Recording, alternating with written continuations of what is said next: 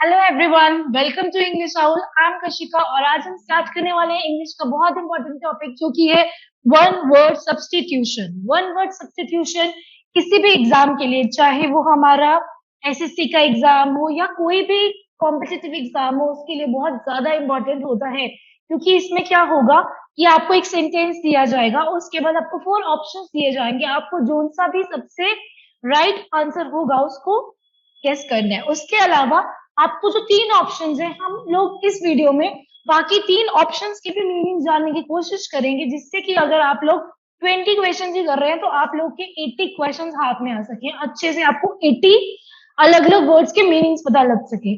वो क्या आप तो इस ऐसी चीज है जिसके अंदर आप जितना ज्यादा सीखेंगे उतना ज्यादा आप मास्टर होते जाएंगे, उतना ज्यादा आप इंग्लिश में और मार्क्स फेच कर पाएंगे। तो मैं ट्राई करूंगी कि जितने वर्ड्स हो पाए, जितने पॉसिबल वर्ड्स हो पाए, मैं उनके आपको यहाँ पे सारों के मीनिंग्स बता पाऊं। हर एक चीज को मैं आपको अच्छे से एक्सप्लेन करते हुए चलूंगी। तो आप प्लीज वीडियो को पूरा देखिएगा, जिससे कि आपको बहुत ज्यादा बेनिफिट हो सके। ठीक है, चलो स्टार्ट करते हैं हम लोग अपना topic. So our first question is recurrent compulsive urge to steal। इसका मतलब क्या होता है? आप लोगों ने ना काफी बार देखा होगा, बहुत लोग होते हैं उनके अंदर ना चोरी करने की ना बहुत आदत होती है। ठीक है, तो एक रेकरेंट कंपल्सिव अर्ज होती है स्टील करने की, चोरी करने की ना उनको बहुत आदत होती है। क्या करेंगे? मान लीजिए कहीं गए चोरी कर ली, कहीं गए चोरी कर ली, तो मतलब ये एक आदत सी बन जाती है। चाहे उनके पास बहुत पैसा भी होगा, लेकिन ये कह सकते हैं दिमाग की कोई प्रॉब्लम है या कुछ है कि उनको ना चोरी करने की आदत होगी। वो कहते हैं हमारे अपने आप हाथ चले जाते हैं, हम चोरी कर लेते हैं, ऐसा भी कहते हैं लोग। ठीक है, तो उस आदत को क्या बोलते हैं? जो एक रेकरेंट, क्या बोलेंगे हम? एक रेकरेंट कंपल्सिव अर्ज है स्टील करने की। एक रेकरेंट बार बार कंपल्सिव अर्ज है, उनका बहुत मन करता है स्टील मतलब चुराने का, कोई भी चीज को चुराने का। क्या होता है गाइस, वो देखते हैं। Option first is pneumonia. Pneumonia होता है? नहीं। एगोमानिया। चलो देखते हैं। क्लैप्टोमानिया या इंसोम्निया। आप लोग को इसमें से किस किस वर्ड्स के आंसर आते हैं या किस किस वर्ड के मीनिंग पता है? आप लोग सबसे पहले खुद गेस कीजिएगा, उसके बाद मैं जिसके आंसर बता ही दूंगी। तो हम अपने फर्स्ट ऑप्शन पे चलते हैं, जो कि है निमोनिया। तो गाइज आप लोगों को पता होगा, निमोनिया तो एक डिसीज है जिसके अंदर लंग्स बहुत प्रॉब्लम हो जाती है। आप लोगों को या किसी को भी जिसको भी निमोनिया हुआ है, उसको सांस लेने में दिक्कत हो जाती है। तो निमोनिया तो इसका आंसर नहीं हो सकता, क्योंकि वो तो एक डिसीज है। तो क्या बोलेंगे? एक रेकरेंट कंपल्सिव अर्ज है किस चीज की गाइस? स्टील करने की, कुछ चुराने की। ठीक है, तो क्या इसका आंसर निमोनिया होगा? नहीं, pneumonia is a disease related to lungs. Lungs का एक डिसीज है, उसे हम बोलते हैं निमोनिया। ठीक है, नेक्स्ट इज ईगोमानिया। आप लोगों को पता है मानिया का मतलब क्या होता है? जैसे मैंने आप लोगों को लास्ट वीडियो अगर आप लोगों ने मेरी देखी थी, लॉजी का मतलब बताया था। लॉजी, लॉजी क्या होता है गाइस? लॉजी मतलब किसी चीज की स्टडी को बोलते हैं लॉजी। ठीक है, वैसे ही होता है मानिया। मानिया का मतलब होता है, जैसे आप कह सकते हैं हिंदी में एक फितूर, मतलब किसी चीज को करने की ऐसे होती है ना, लत सी लग जानी, मानिया। जैसे किसी को पढ़ाई का है, किसी को किसी भी चीज का हो सकता है मानिया, तो वो होता है मानिया। किसी चीज की लत सी लग जाना या बहुत ज्यादा करना है, मानिया। पागलपन हो जाना, उसको कह सकते हैं। तो यहाँ क्या कह रहे हैं? ईगो मानिया। ईगो मानिया, ईगो मानिया का मतलब ना यही नहीं होता। ईगो मानिया का मतलब क्या होता है कि कुछ कुछ लोगों को ना बहुत ज्यादा होती है, उनको हर चीज में ना अपने आप को प्रेफरेंस देना है। मतलब जैसे प्राउडी लोग कह सकते हैं, अपने आप को प्रेफरेंस देना है, घमंड मान लीजिए कि हर चीज मैं ही हूँ। ईगो है भाई उनके अंदर, इस तरीके से कर लीजिए। उनको ईगो का मानिया है, उनको ऐसा पागलपन है ईगो। भाई मुझे तो बहुत ईगो है, जैसे ऐसे लोग बोलते हैं ना कुछ लोग, भाई मैं ही हूँ सब कुछ, तुम तो कुछ नहीं हो। ऐसा नहीं करना चाहिए गाइस, लेकिन लोग करते हैं। तो क्या आएगा? ईगो मानिया। ईगो मानिया का मतलब क्या होता है कि हर एक चीज में मतलब खुद ही घमंड है, ईगो है भाई बहुत ज्यादा, वो होता है ईगो मानिया। ध्यान रखिएगा, क्या होता है? ईगो मानिया। मतलब ऐसे बोल दीजिए ईगो, इगोइस्ट बंदा होता है ना, इगोइस्ट समझते हैं? एक होता है इगोइस्ट, एक होता है इगोटिस्ट। यही मैं बता देती हूँ। एक होता है गाइस हमारा इगोइस्ट पर्सन, एक होता है ईगोइस्ट। देखो इगोइस्ट जो होता है ना, मतलब इस होते थोड़े थोड़े सिमिलर ही है। इगोइस्ट जो होता है ना, वो हम कह सकते हैं बहुत ही ज्यादा प्राउडी है, बहुत ही ज्यादा घमंडी है, उसको मतलब अपने आगे कुछ नहीं दिखता, अंदर उसको बस हमेशा ईगो में रहता है। ईगोटिस्ट वो होता है जिसको घमंड तो है, लेकिन ना वो हर चीज में बोलता भी है भाई। मतलब टी है ना, तो टी से हमें याद कर लीजिए टॉक, कि वो ना हर चीज में अपने आप को बोल बोल के बताएगा कि हाँ भाई मैंने ये किया, मतलब जो अपनी प्रशंसा खुद ही करता रहे। टॉक जिसमें आ जाएगा ना तो वो होता है ईगो टेस्ट, ठीक है। तो इसमें हम क्या बोलेंगे, ईगो मानिया का मतलब क्या है गाइस, ईगो मानिया का मतलब है कि जिस इंसान को ऐसा ईगो मतलब मानिया हो चुका है, किस चीज का मानिया हो चुका है, उसको ईगो कि हर चीज मैं ही हूँ, तुम तो कुछ नहीं है, उसे बोलते हैं ईगो मानिया। नेक्स्ट पहले हम ये देख लेते हैं इंसोम्निया। क्या होता है इंसोम्निया, बड़ा सुंदर सा वर्ड लग रहा है। इंसोम्निया होता है, आप लोगों ने देखा होगा कुछ लोगों को ना आदत होती है, बेचारों को नींद नहीं आती। अब हम लोग थके हैं इतना, है ना, इतना काम किया, थके हैं पूरा दिन, तो सो जाते हैं फटाफट। लेकिन कुछ ऐसे लोग होते हैं गाइस जिनको इंसोम्निया की प्रॉब्लम होती है, उनको अनेबल होते हैं वो स्लीप लेने में, ठीक है। तो इनएबिलिटी, उनकी इनएबिलिटी है टू स्लीप, सोने की उनके अंदर इनएबिलिटी है, वो सो नहीं पा रहे, उसे क्या बोलते हैं इंसोम्निया, उन्हें सोने की प्रॉब्लम है, इंसोम्निया है, इनएबिलिटी टू स्लीप। क्या बच्चा क्लेप्टोमानिया, क्लेप्टोमानिया वही होता है गाइस जिसका आंसर है that is the urge to steal. क्या होता है अर्ज टू स्टील। तो हम क्या देखेंगे, recurrent compulsive urge to steal, किसी किसी को चोरी करने की बहुत ज्यादा आदत लग जाती है, उन लोगों को क्या बोलते हैं, उनको क्या हो गया क्लैप्टोमानिया। मानिया मतलब वो फितूर है, किस चीज का फितूर है, क्लैप्टो, क्लैप्टो मतलब चोरी, अब ऐसे कर लीजिए क्लैप्टो मतलब चोरी, तो क्लैप्टो चोरी, क्लैप्टोमानिया है ऐसी अर्ज है उनको कि मुझे कुछ चुराना है, मुझे कुछ चुराना है, क्लैप्टोमानिया क्या है, क्लैप्टोमानिया ऐसे कर लीजिए, क्लैप चोरी कर रहे हो, वेरी गुड, ऐसे बोलते हैं ना क्लैप कर रहे हो, चोरी कर रहे हो आप, इतनी गलत बात है ये, हम क्लैप भी नहीं करेंगे आपके लिए। तो क्लैप्टोमानिया, क्लैप्टोमानिया क्या होता है, kleptomania is the urge to steal. Urge to steal क्या है, क्लैप्टोमानिया। फिर से देख लेते हैं ऑप्शंस को, निमोनिया जो कि एक डिसीज है related to the lungs. Next is egomania, egomania मतलब इगोइस्ट पर्सन है, बहुत घमंड में रहता है, एक था इगोइस्ट, एक था इगोटिस्ट, इगोइस्ट था प्राउडी, इगोटिस्ट था टॉक। उसके बाद हमने क्या देखा था, क्लैप्टोमानिया की अर्ज, एक अंदर से ऐसे लगता है कि मुझे चोरी करनी है, चोरी करनी है, वो अर्ज टू स्टील इज क्लैप्टोमानिया।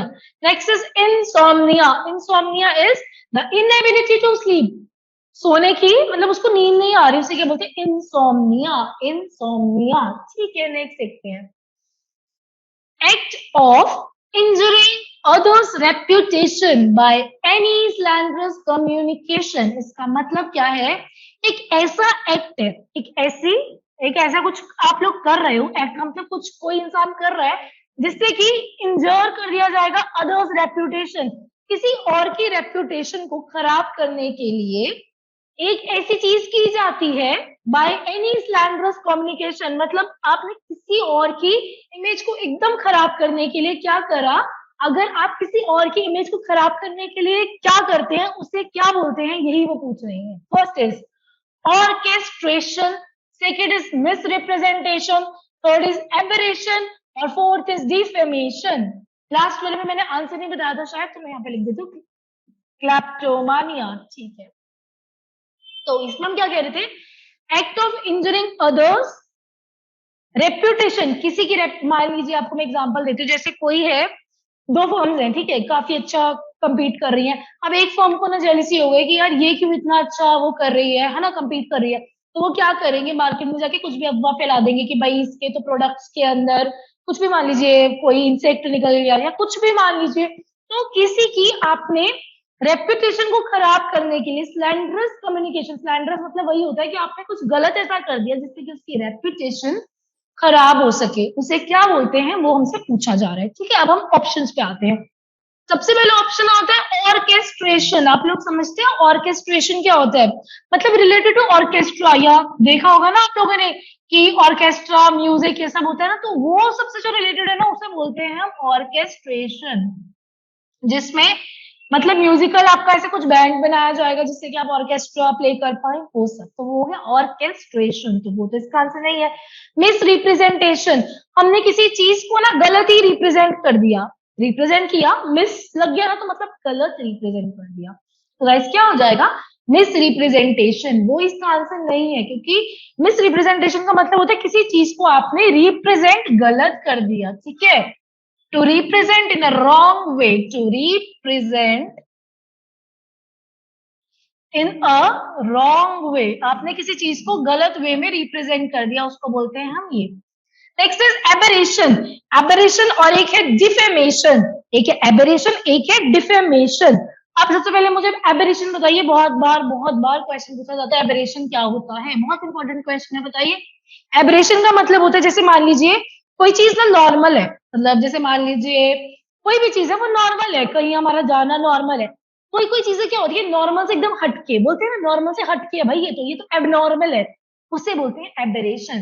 तो एबरेशन क्या हो जाता है, इसे हम बोलते हैं एनोमली, एनोमली, या फिर क्या बोलते हैं एबनॉर्मेलिटी, एबनॉर्मेलिटी, ठीक है। या फिर क्या बोल देते हैं गाइस, हम इसको बोल देते हैं डेविएशन, डेविएशन, ठीक है। तो एबरेशन क्या हो जाता है, एनोमली, एबनॉर्मेलिटी, डेविएशन, मतलब एबरेंस।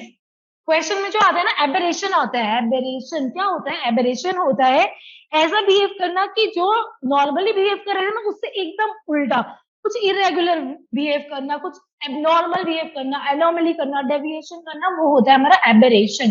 अब इसका आंसर क्या हो जाएगा, डिफेमेशन। आप समझते हैं फेम क्या होता है, फेम होता है, बोलते हैं ना कि हर इंसान को नेम और फेम चाहिए, मतलब फेम होता है प्रसिद्धि, फेमस होना, उससे रिलेटेड कर सकते हैं। तो फेम क्या होता है, फेम होना या फिर प्रसिद्ध होना, उसे हम बोलते हैं फेम, ठीक है।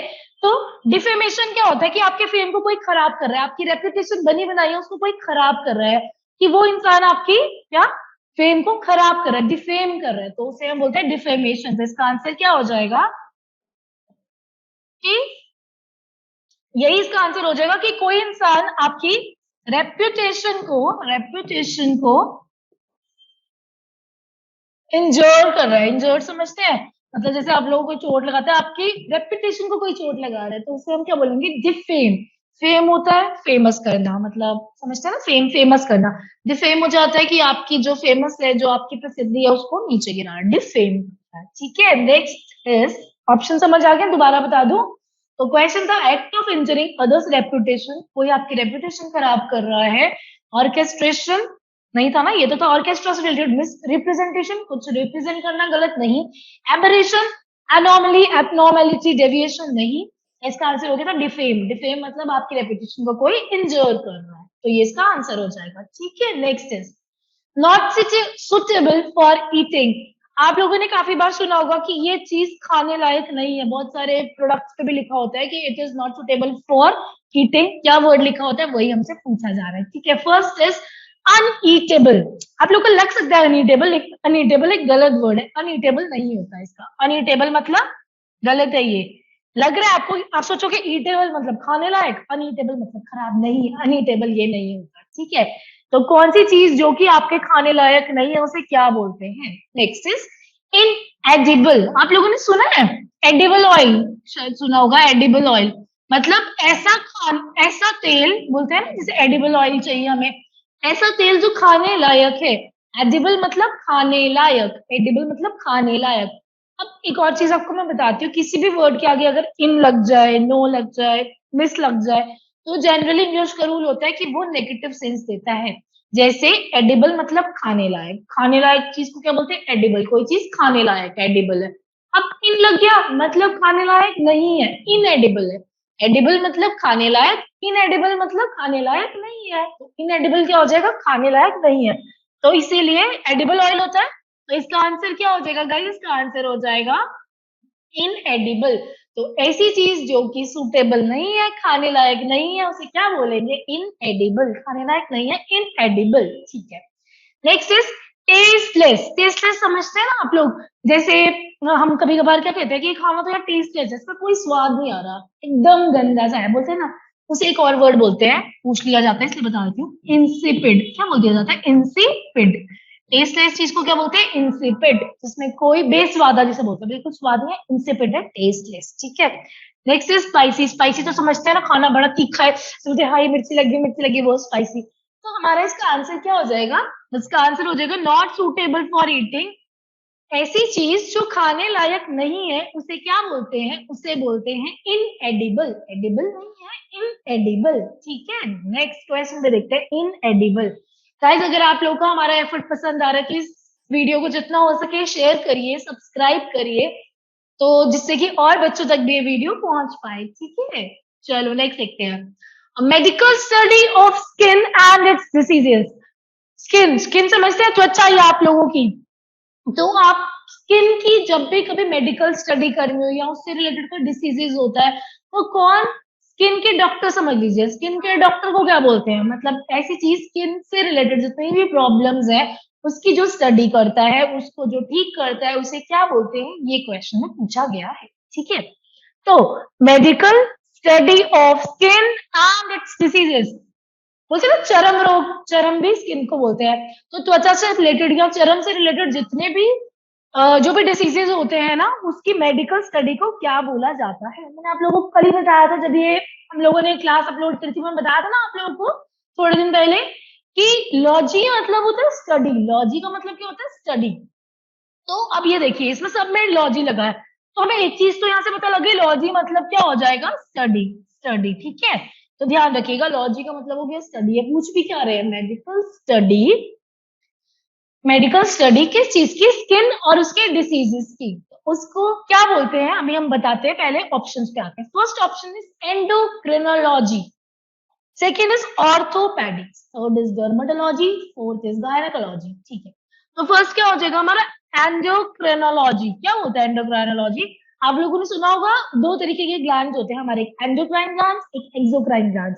एंडोक्राइन होते हैं जो अंतःस्रावित होते हैं, मतलब जिसमें से समझ लीजिए हॉर्मोन्स निकलते हैं, है ना, वो होते हैं हमारे एंडोक्राइन ग्लैंड, अंदर ही जो बॉडी के होते हैं। एक होते हैं बाहर एंजाइम्स वगैरह के लिए, वो होते हैं एक्सोक्राइन। तो एंडोक्राइनोलॉजिस्ट क्या होता है, जो भी ग्लैंड्स है यानी कि हॉर्मोन्स है उससे रिलेटेड जो एंडोक्राइन ग्लैंड्स के बारे में पढ़ता है, जैसे आपका एक पैनक्रियास ग्लैंड्स है, ऐसे सारे ग्लैंड्स हैं, लिवर, ये सब।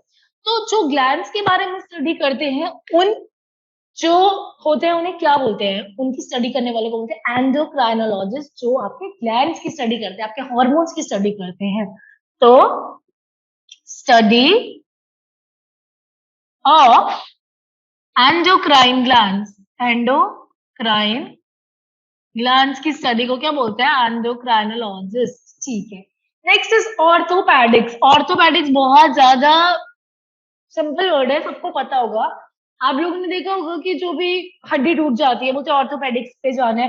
तो ऑर्थोपेडिक्स क्या होता है, ऑर्थोपेडिक्स का मतलब ही होता है, ऑर्थो का मतलब ही होता है बोन से रिलेटेड, ऑर्थो इज बोन। तो हड्डी कभी किसी की टूट जाती है या हड्डी की कोई प्रॉब्लम हो जाती है, जैसे आप लोगों ने देखा होगा विमेन होती है 40-50 के बाद उनको काफी ज्यादा प्रॉब्लम होने लग जाती है बोन से रिलेटेड, है ना, तो वो किसके पास जाना पड़ता है उनको, ऑर्थोपेडिक्स के लिए। और बोन्स के लिए बोलते हैं कैल्शियम खाइए, ये सब बोलते हैं ना। तो वो कौन होते हैं, ऑर्थोपेडिक्स का मतलब होता है कि स्टडी ऑफ बोन्स।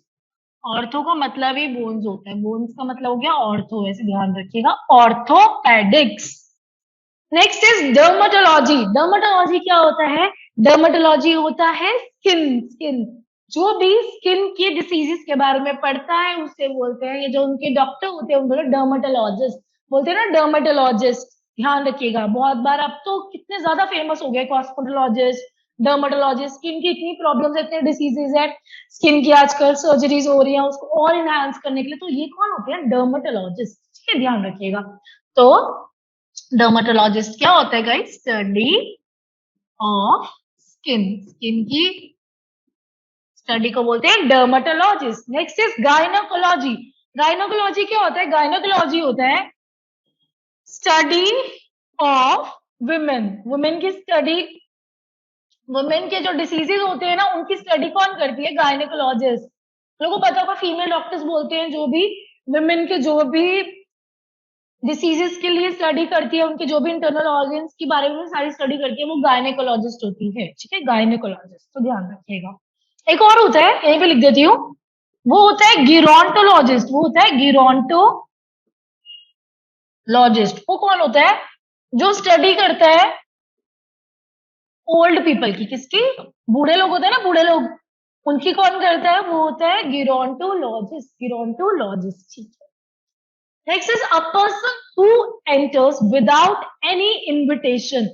कभी कभार क्या होता है, किसी को नहीं बुलाया और एकदम से आ जाता है, या फिर मान लीजिए किसी का कोई बहुत बड़ा पार्क है मान लीजिए घर के आगे, और कुछ लोग ऐसे ही अंदर आ जाते हैं, बोलते हैं ना मतलब उनको बुलाया नहीं है, वो ऐसे ही आ जाते हैं, तो उसे क्या बोलते हैं गाइस, वही पूछा जा रहा है कि एक ऐसा पर्सन जिसने एंटर करा है विदाउट एनी इन्विटेशन, उसको किसी ने इनवाइट नहीं किया था, उसने खुद ब खुद ही क्या कर लिया है, एंटर कर लिया है विदाउट एनी इन्विटेशन।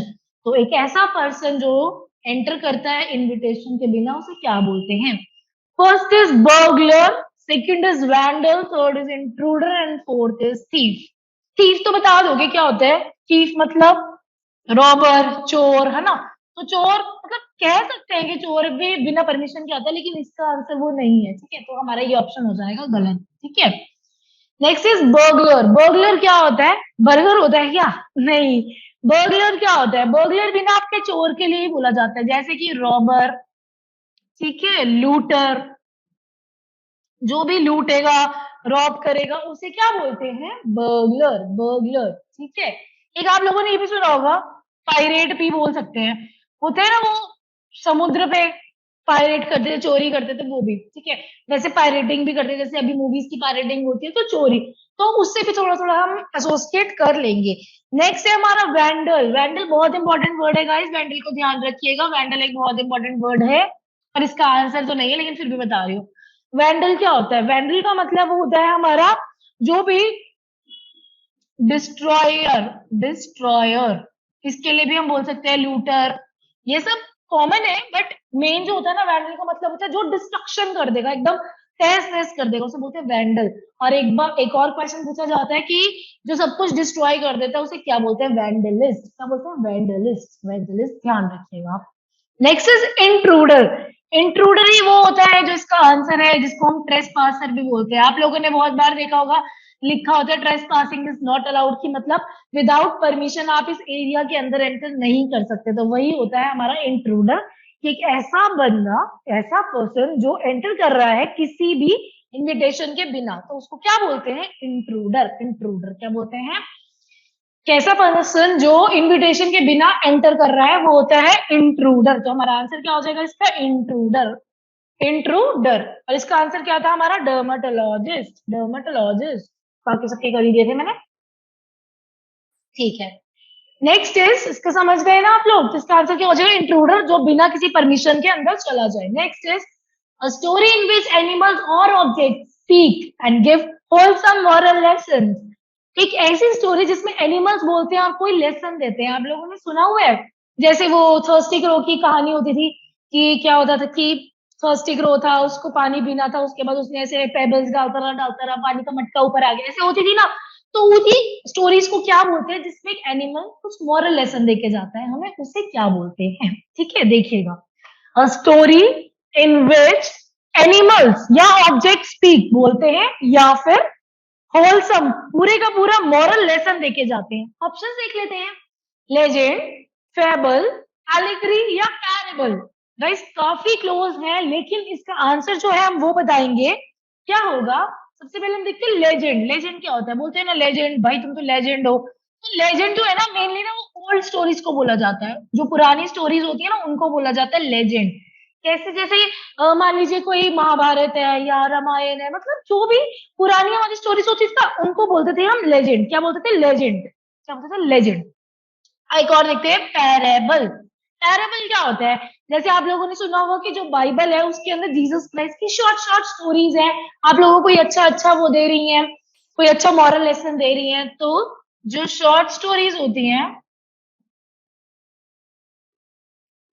इन बाइबल, बाइबल के अंदर जो शॉर्ट स्टोरीज होती हैं ऑफ जीसस की, मान लीजिए, उसे क्या बोलते हैं? पैरेबल। पैरेबल। फेबल क्या होता है? फेबल होता है गाइस जो एनिमल्स की स्टोरीज होती है उसे हम बोलते हैं, एनिमल्स की स्टोरीज होती है उसको क्या बोलते हैं?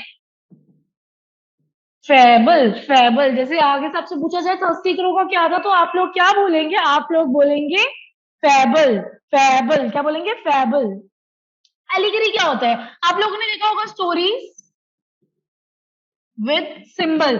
सिंबल वाली स्टोरीज को क्या बोलते हैं? एलेग्री। क्या बोलते हैं? एलेग्री। ठीक है, तो स्टोरी जिसमें एनिमल्स या ऑब्जेक्ट्स बोलते हैं और कुछ मॉरल लेसन देते हैं, आप ऐसे याद कर लीजिए। थर्स्टी क्रो फैबल है। क्या है? Thirsty crow fable. Thirsty crow fable. ठीक है। Next is a process involving too much official formality. एक ऐसा प्रोसेस इसके अंदर बहुत ज्यादा ऑफिशियल फॉर्मेलिटी करी जा रही है। मतलब आप मान लीजिए आप एक लाइसेंस बनवाने गए, छोटा सा एग्जांपल है, लाइसेंस बनवाने गए, वो भाई तुमसे इतना कुछ कराया जा रहा है ना, आप इरिटेट हो गए, बस करो, इतनी कौन फॉर्मेलिटी कराता है, बस करो, एक डॉक्यूमेंट दूसरा डॉक्यूमेंट, यहाँ पे वो ये वो। मतलब जब किसी भी चीज के लिए आपको बहुत ज्यादा ऑफिशियली फॉर्मेलिटी करनी पड़े, उसे क्या बोलते हैं? तो a process that involves to much official formality, उसे क्या बोलते हैं? यही हमसे पूछा गया है। First is bureaucracy, second is diplomacy, third is red tapeism, and fourth is nepotism. Nepotism, ठीक है। तो हम इसका आंसर देखते हैं, उससे पहले मैं आपको इन सबके वर्ड्स बताना चाहूंगी। देखिए, इनका सबसे फर्स्ट जो वर्ड है वो है ब्यूरोक्रेसी। ब्यूरोक्रेसी, आप लोग समझते हैं ब्यूरोक्रेट्स कौन होते हैं? ब्यूरोक्रेसी ब्यूरोक्रेट से मिलके बना है। तो ब्यूरोक्रेट्स कौन होते हैं? आप लोगों ने सुना होगा, काफी ज्यादा ऑफिशियल्स होते हैं, जो ऑफिसर्स होते हैं ना, ऑफिसर्स, उनको बोलते हैं ब्यूरोक्रेट्स। तो ब्यूरोक्रेसी क्या हो जाएगा? रिलेटेड टू ऑफिसर्स, जो भी बड़े बड़े ऑफिसर्स हैं, रिलेटेड टू ऑफिसर्स, जो ऑफिसर्स से रिलेटेड होता है उसे बोलते हैं हम ब्यूरोक्रेसी। ब्यूरोक्रेसी, ठीक है। क्रेसी वैसे होता क्या है? क्रेसी होता है वैसे गवर्नमेंट, यानी कि जो चीज भी ना रिलेटेड टू ऑफिसर, ऑफिसर्स अगर ब्यूरोक्रेट्स आपकी पूरी गवर्नमेंट का संभाल रहे हैं, उसे बोलेंगे ब्यूरोक्रेसी, ठीक है। Next is diplomacy. डिप्लोमेसी समझते हैं? आपका रिलेशन दूसरे कंट्रीज के साथ कैसा है? रिलेशन ऑफ कंट्रीज, कंट्रीज का रिलेशन कैसा है ना, उसको बोलते हैं हम लोग, क्या बोलते हैं? डिप्लोमेसी। डिप्लोमेसी, तो ब्यूरोक्रेट्स ऑफिसर से रिलेटेड हो गया, डिप्लोमेसी कंट्रीज का रिलेशन हो गया। रेटिपिज्म होता है जिसमें टू मच ऑफिशियल फॉर्मेलिटी होगी, बहुत ज्यादा फॉर्मेलिटी होगी, उसे क्या बोलते हैं? Red tapism. लाल तानाशाही सुना होगा, कि मतलब बहुत ही ज्यादा ना ऑफिशियल फॉर्मेलिटी करा रहे हो, ये भी करो वो भी करो, यार बस करो, नहीं हो पा रहा है, ऐसे बोलते हैं ना, वही होता है रेड टेपिज्म, ठीक है। तो बहुत ज्यादा ऑफिशियल फॉर्मेलिटी। नेक्स्ट इज नीपोटिज्म, बहुत सुंदर वर्ड है नीपोटिज्म। क्या मतलब होता है? सुना होगा आप लोगों ने, पॉलिटिक्स में बहुत निपोटिज्म होता है। क्या होता है निपोटिज्म? भाई भतीजावाद। क्या होता है? भाई भतीजावाद, कि भाई मैं अपने रिलेटिव्स को ही ना बस एडवांटेज देती रहूं। मान लीजिए मेरा भाई है, तो मैं कहूंगी मैं अपने भाई को ही पीएम बनाऊं, मैं अपने भाई को ये बनाऊं। मतलब मान लीजिए कोई है काफी बड़ी अथॉरिटी में, तो वो क्या करेगा, या पॉलिटिक्स में कोई बड़ा है, तो वो कहेगा मेरा भाई, मेरा बेटा, मेरे, समझ रहे हैं ना, सारे मेरे रिलेटिव से सब कुछ बन जाए। तो उसी को बोलते हैं नीपोटिज्म। नीपोटिज्म क्या होता है? Giving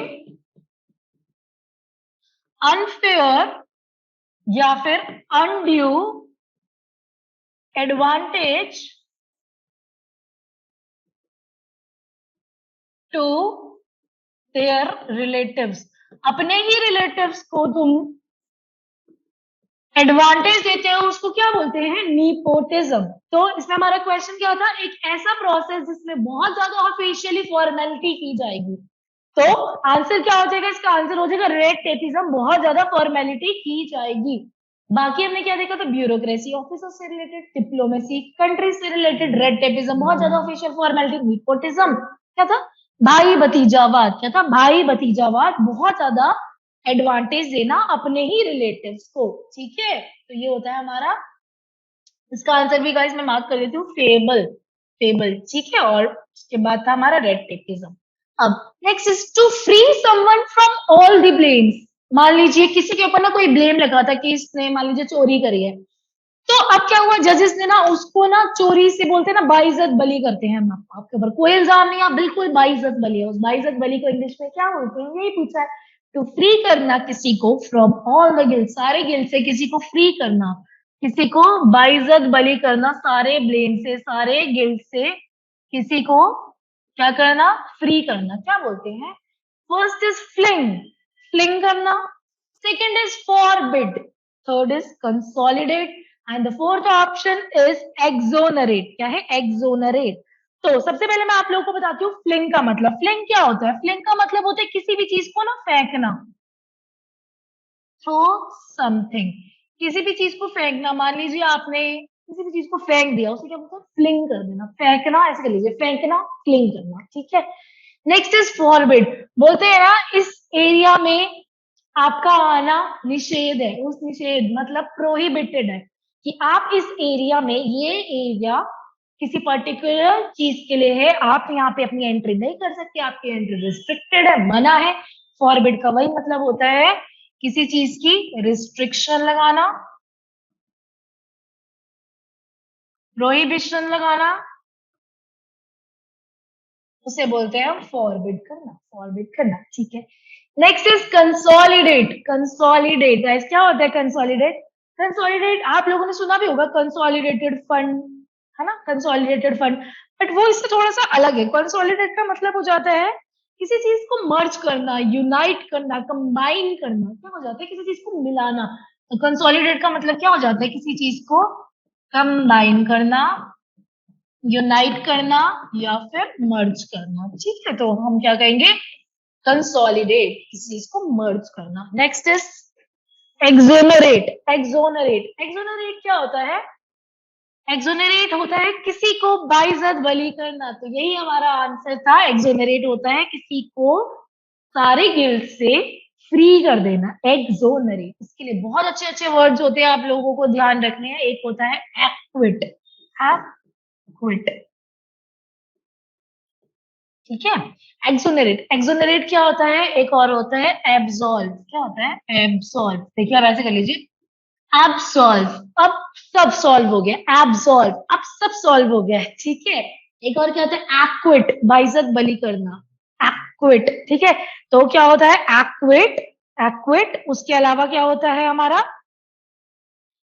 exonerate. एक और बहुत अच्छा सा वर्ड है एक्सकल्पेट। क्या होता है? एक्सकल्पेट करना, ठीक है। तो एक्सकल्पेट करना, एब्सॉल्व करना, एक्विट करना या एक्सोनरेट करना, ठीक है। तो इसका आंसर हो जाएगा किसी को बाइज्जत बरी करना, एक्सोनरेट करना। और गाइस जरूरी नहीं है एक्सोनरेट ही हो ऑप्शन में, एक्विट भी हो सकता है, एब्सॉल्व भी हो सकता है, एक्सकल्पेट भी हो सकता है, क्योंकि ये तीनों ही सिनोनिम्स हैं। तो आप लोग ध्यान रखिएगा, किसी को एक्सोनरेट करना है, एक्विट करना, अब्सॉल्व करना, एक्सकल्पेट करना, ठीक है। नेक्स्ट देखते हैं, the burial of a corps. बहुत बहुत अच्छा क्वेश्चन है। The burial of a corps क्या होता है? The burial of a corps, the burial of a corps का मतलब होता है कि ना, कोई मान लीजिए वो है, कोई कॉर्प्स होता है, डेड बॉडी मान लीजिए, डेड बॉडी को बरी कर रहे हैं, आप दबा रहे हो, उसे क्या बोलते हैं? वो देखते हैं। First is interment, next is internment, यहाँ पे एन है, यहाँ पे एन नहीं है, ये ध्यान रखना। Third is interrogate and fourth is interpose. तो हम देख लेते हैं इनके ऑप्शंस। सबसे पहला है हमारा इंटरमेंट। इंटरमेंट होता है हमारा किसी भी कॉप को बरी करना, किसी डेड बॉडी को जब आप लोग बरी करते हैं उसे बोलते हैं इंटरमेंट, इंटरमेंट। ध्यान रखिएगा इसमें एन नहीं है, इंटरमेंट, इंटरमेंट। इंटरमेंट क्या होता है? किसी डेड बॉडी को बरी करने को बोलते हैं इंटरमेंट। क्या बोलते हैं? इंटरमेंट, ठीक है, इंटरमेंट।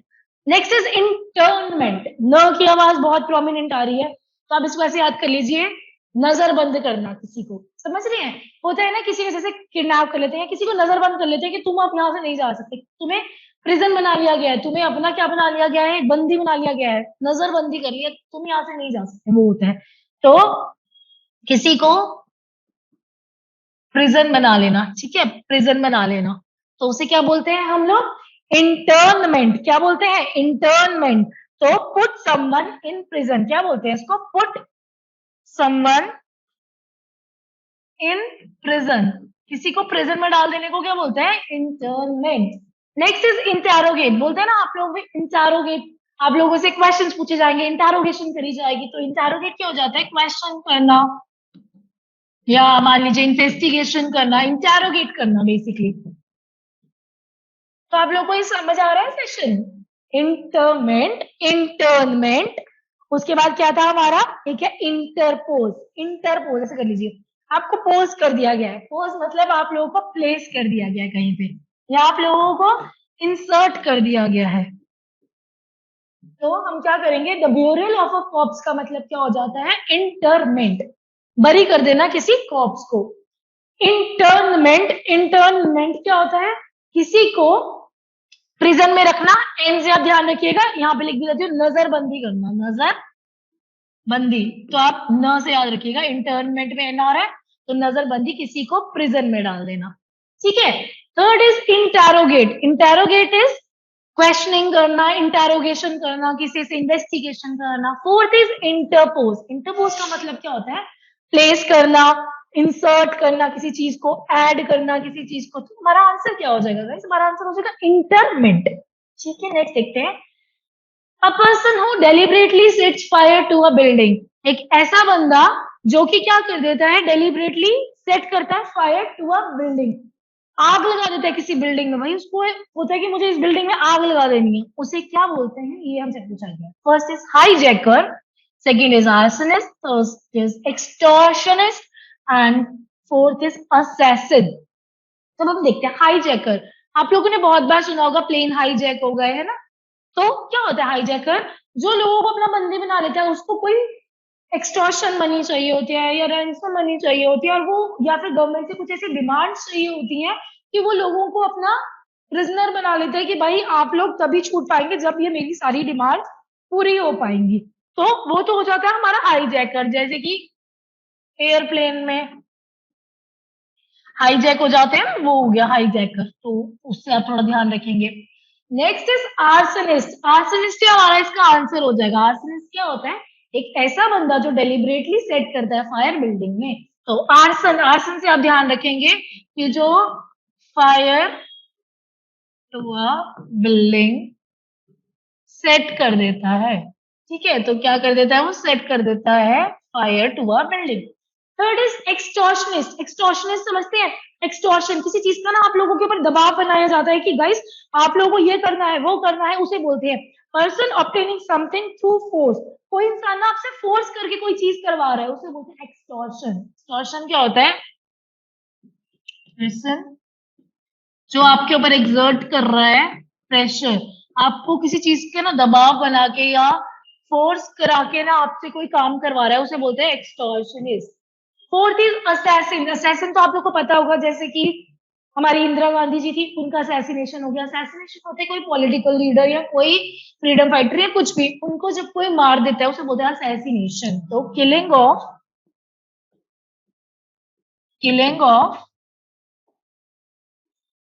सम पॉलिटिकल लीडर या किसी की भी असैसिनेशन करना, मतलब जैसे फ्रीडम फाइटर्स को गांधी जी का असैसिनेशन कर दिया गया था, हमारा राजीव गांधी जी का असैसिनेशन कर दिया गया था, और इंदिरा गांधी जी का असैसिनेशन कर दिया गया था।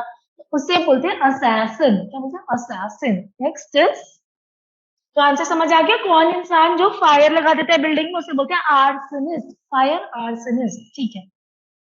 One who makes an official examination of account. एक ऐसा इंसान जो ऑफिशियल अकाउंट करता है, कौन होता है वो बताइए? एक ऐसा इंसान जो कि ऑफिशियल एग्जामिनेशन करता है अकाउंट्स का, अकाउंट्स में ये चीजें होनी चाहिए, ये चीजें नहीं होनी चाहिए, उसको ऑफिशियली जो एग्जामिन करता है उसे क्या बोलते हैं? First is creditor, second is chartered accountant, third is auditor and fourth is registrar. तो क्रेडिटर तो वो होता है ना जो क्रेडिट करता है, मतलब पैसा देता है। तो मान लीजिए जो भी लेनदार होगा ना, जिससे भी हम लोगों ने पैसा लिया है, उसे बोलेंगे क्रेडिटर।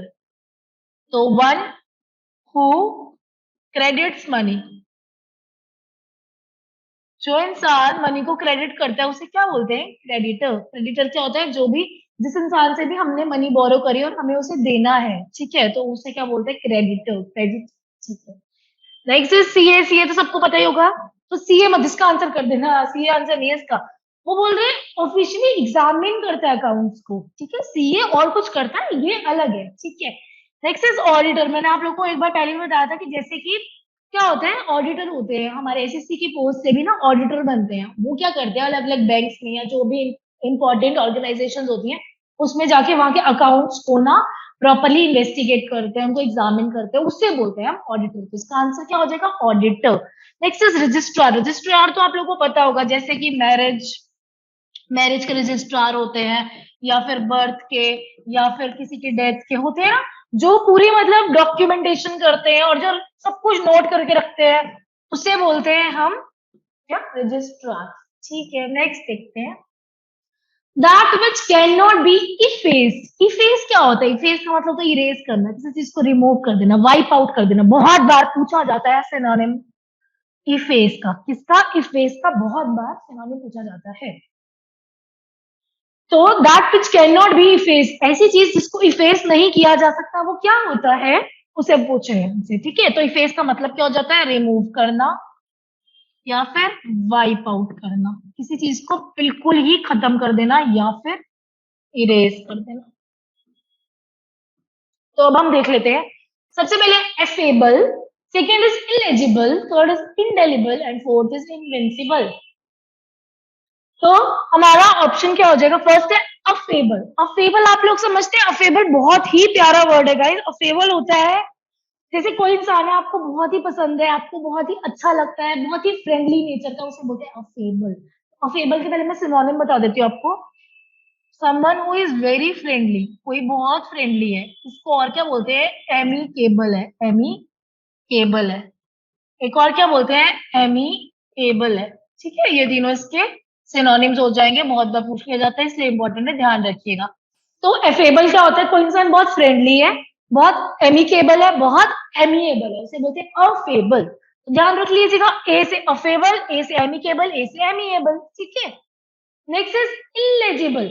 इलेजिबल क्या होता है, इलेजिबल ऐसी राइटिंग होती है that is not able to read. समझ रहे हैं, इलेजिबल क्या होता है, इम्पॉसिबल टू रीड। तो illegible is impossible to read, ऐसी चीज इसको मैं पढ़ नहीं सकती, दैट इज इम्पॉसिबल। होती है ना किसी की राइटिंग इतनी गंदी होती है, उसको बोलते हैं इलेजिबल हैंड राइटिंग, मतलब I am not able to read this handwriting. Illegible. एक होता है एलिजिबल, एलिजिबल से मत उसको करें, एलिजिबल का मतलब होता है योग्य, कि आप इस जॉब के लिए एलिजिबल है, वो एलिजिबल होता है। ये होता है इलेजिबल, ये आई है और उसके बाद आता है डबल एल, इलेजिबल, ये होता है इम्पॉसिबल टू रीड। एक होता है इंडेलिबल। इंडेलिबल क्या होता है, जिसको डिलीट ना किया जा सके, जिसे इरेज ना किया जा सके, दैट कांट बी इरेज, जिसको इरेज ना किया जा सके उसे बोलते हैं हम इनडेलिबल। उसके बाद है इनविंसिबल। इनविंसिबल क्या होता है, इनविंसिबल होता है अजय, अजय, अजय समझते हैं, जिसको कोई भी जीत नहीं सकता। इनविंसिबल क्या होता है, जिसको कोई भी जीत नहीं सकता। तो दैट्स कांट बी कॉन्कर्ड, जिसको कॉन्कर ना किया जा सके उसे बोलते हैं हम इनविंसिबल, जिसे कॉन्कर ना किया जा सके। ठीक है, next is one who does not believe in the existence of God. जो भगवान में विश्वास करते हैं उसको क्या बोलते हैं, थीस्ट। टी एच क्या होता है, E I S T, theist. One who believes in God, one who believes in God, वो तो होते हैं हमारे थीस्ट। एक होता है atheist, one who doesn't believe in God. तो हमारा आंसर क्या हो जाएगा, जो भगवान में विश्वास नहीं करते वो हो जाते हैं अथीस्ट, अथीस्ट। ठीक है, साइनिक मतलब ऐसे होते हैं, साइनिक होते जो होते नहीं, ऐसे पागल से, को कभी भी कुछ भी हो जाता है ना, तो वो होते हैं साइनिक, मतलब ऐसे पर्सन हु बिलीव करते हैं कि वो कुछ भी, मतलब कुछ भी करने लग जाते हैं। साइनिक बोलो ना, अजीब से कुछ भी काम कर रहे हो आप, साइनिक हो क्या, ऐसे होता है साइनिक। एक होता है मिस्टिक। मिस्टिक क्या होता है, जो भगवान को कम्युनिकेट करने में अपनी पूरी लाइफ व्यतीत कर देते हैं, जो भगवान से संपर्क स्थापित करने में अपनी पूरी लाइफ कर देते हैं। One who gives their entire life in God's communication, तो उसे बोलते हैं हम मिस्टिक। तो इसका आंसर क्या हो जाएगा, अथीस्ट। नेक्स्ट देख लेते हैं, cinema show held in afternoon. जो आफ्टरनून में होता है ना शो, उसको क्या बोलते हैं, प्ले। प्ले तो नहीं बोलते, प्ले तो कोई भी खेल, एंटरटेनमेंट, एंटरटेनमेंट भी नहीं हो सकता, एंटरटेनमेंट तो किसी भी चीज का एंटरटेनमेंट हो सकता है। Third is matinee and fourth is sabotage. तो इसका आंसर हो जाएगा मैटिनी। आप लोगों ने सुना होगा मैटिनी शो देखने जा रहे हैं हम, आफ्टरनून में शो देखने जा रहे हैं। उसके अलावा सैबोटेज, सैबोटेज का मतलब होता है डैमेज करना किसी को, सैबोटेज करना, डैमेज करना। Next is one who runs away from justice और द लॉ। जो इंसान जस्टिस या लॉ से भागता है, बोलते ना भगौड़ा है ये, वो कौन होता है, क्रिमिनल। क्रिमिनल नहीं होता इसका आंसर, स्मगलर नहीं। क्रिमिनल तो किसी ने क्राइम किया, दैट इज क्रिमिनल। स्मगलर जो स्मगलिंग करता है, थीफ नहीं। इसका आंसर होता है फ्यूगिटिव। इसे क्या बोलते हैं, भगौड़ा। क्या बोलते हैं, भगौड़ा। बोलते हैं फ्यूगिटिव है, इसने बैंक का पैसा लिया और भाग गया, विजय माल्या जाइए करा था ऐसा, तो वो कौन होते हैं, फ्यूगिटिव, जो भाग गए। Next is a person who deserves all praise, जिसको पूरी प्रेज चाहिए कि भाई मुझे हर चीज की प्रेज चाहिए, कौन होता है, डिटेस्टेबल, लवेबल, डिस्पेकेबल या लॉडेबल। तो इसका आंसर हो जाएगा लॉडेबल। क्या हो जाएगा, लॉडेबल। लॉडेबल क्या होता है, one who deserves all praise, जिसको सारी प्रेज चाहिए हो ना उसको क्या बोलते हैं, उसको बोलते हैं लॉडेबल। अब आपको ये डिटेस्टेबल और डिस्पिकेबल दिख रहा है, इन दोनों का मतलब होता है हेट्रेड, ऐसा इंसान जिससे हेट किया जाए। लवेबल तो आप लोग समझते ही हैं, प्यारा। ओके गाइस, अब हम देखते हैं अपना नेक्स्ट क्वेश्चन जो कि है वन हु इज स्किलफुल। एक ऐसा इंसान जो स्किलफुल होता है, तो क्या ऑप्शन है, first is dextrous, second is different, third is discipline या फोर्थ इज डिलीजेंट। तो डेक्स्ट्रस कौन होता है, एक ऐसा इंसान जो बहुत स्किलफुल है, बहुत आर्टफुल है, मतलब हर काम को बहुत अच्छे से करता है, उसे हम बोलते हैं डेक्स्ट्रस। तो इसका आंसर क्या हो जाएगा, डेक्स्ट्रस। बाकी ऑप्शन भी देख लेते हैं। डिफरेंट, डिफरेंट मतलब होता है अलग, जैसे कोई भी चीज है वो अलग है, आपके पास डिफरेंट ड्रेसेस है, डिफरेंट कुछ भी है, डिफरेंट सैंडल्स है, डिफरेंट फुटवियर्स है, डिफरेंट मतलब अलग, या फिर हम बोल देंगे सेपरेट भी बोल सकते हैं डिफरेंट को।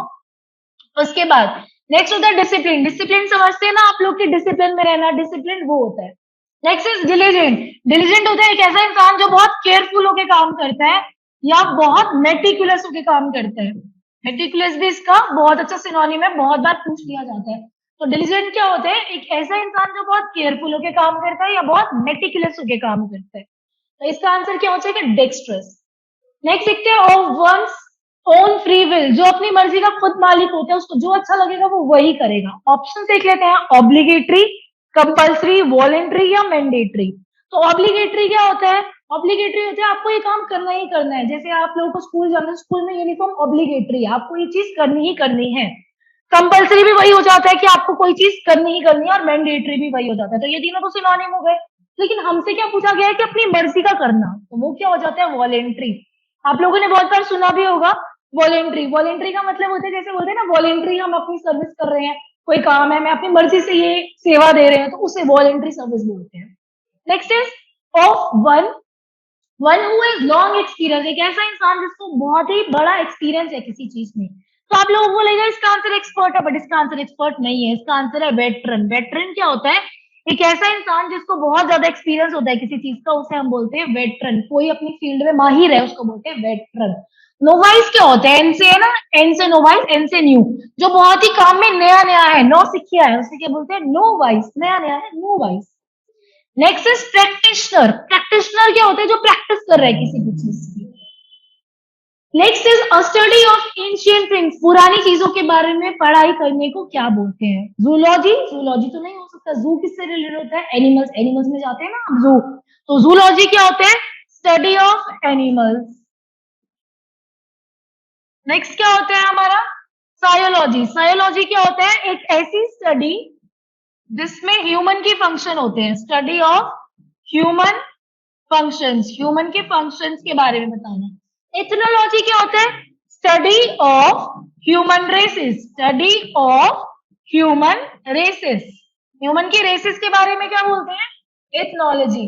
और आर्कियोलॉजी क्या होता है, आर्कियोलॉजी होती है पुरातत्व विभाग की जितनी भी एंशियंट थिंग्स है उसके बारे में पढ़ने को क्या बोलते हैं, आर्कियोलॉजी। ठीक है guys, with this we are completed with the one word substitution. और अगर आपको हमारे एफर्ट पसंद आ रहे हैं तो प्लीज लाइक और सब्सक्राइब कीजिएगा। Thank you.